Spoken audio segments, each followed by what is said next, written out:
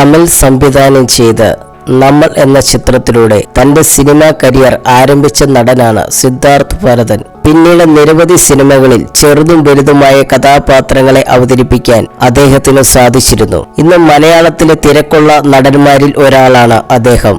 നിദ്ര, ചന്ദ്രേട്ടൻ എവിടെയാ, വർണ്ണത്തിൽ ആശങ്ക തുടങ്ങിയ സിനിമകളിലൂടെ സംവിധാനത്തിലും തന്റെ കയ്യൊപ്പ് പതിപ്പിക്കാൻ സിദ്ധാർത്ഥിന് സാധിച്ചിരുന്നു.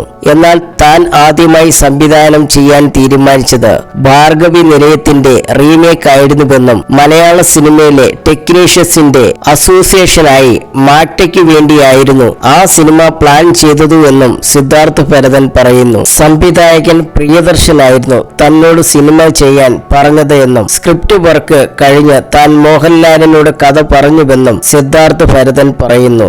എന്നാൽ ആ സമയത്താണ് മാറ്റ സംഘടന പിളർന്നതും ഒടുവിൽ ആ സിനിമ മുടങ്ങിയതെന്നും അദ്ദേഹം പറഞ്ഞു. വണ്ടർ വേൾഡ് മീഡിയയോട് സംസാരിക്കുകയായിരുന്നു അദ്ദേഹം. മാറ്റ ഒരു സിനിമ ചെയ്യാൻ തീരുമാനിച്ചിരുന്നു. ഭാർഗവി നിലയത്തിന്റെ റീമേക്ക് ആയിരുന്നു അത്. കുറച്ചു പേരെ വെച്ച് അതിന് ശ്രമിച്ചിരുന്നു. സംവിധായകൻ വിനയൻ സാറാണ് എന്നെ വിളിച്ചത്.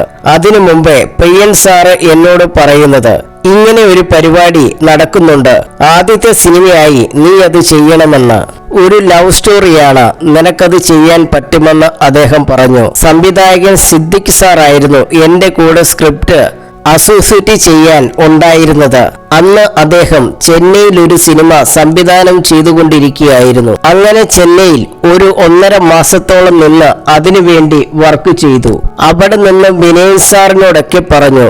അദ്ദേഹത്തിന് അത് ഓക്കെ ആയിരുന്നു. ശേഷം ഞാൻ ലാലേട്ടനെ കാണാൻ പോയി. അദ്ദേഹം ബി ഉണ്ണികൃഷ്ണൻ സാറിന്റെ മാടമ്പി എന്ന പടത്തിൽ അഭിനയിച്ചു കൊണ്ടിരിക്കുകയായിരുന്നു. ഞാൻ സെറ്റിൽ പോയി പുള്ളിയോട് കാര്യം പറഞ്ഞപ്പോൾ അദ്ദേഹം നമുക്കത് നോക്കാമെന്നും കൊള്ളാമെന്നുമൊക്കെ പറഞ്ഞു. അങ്ങനെ എല്ലാം സെറ്റായി ഇരിക്കുമ്പോഴാണ് മാക്ട സ്പ്ലിറ്റ് ആവുന്നത്. അതോടെ ആ സിനിമ മുടങ്ങിപ്പോയി, സിദ്ധാർത്ഥ് ഭരതൻ പറഞ്ഞു.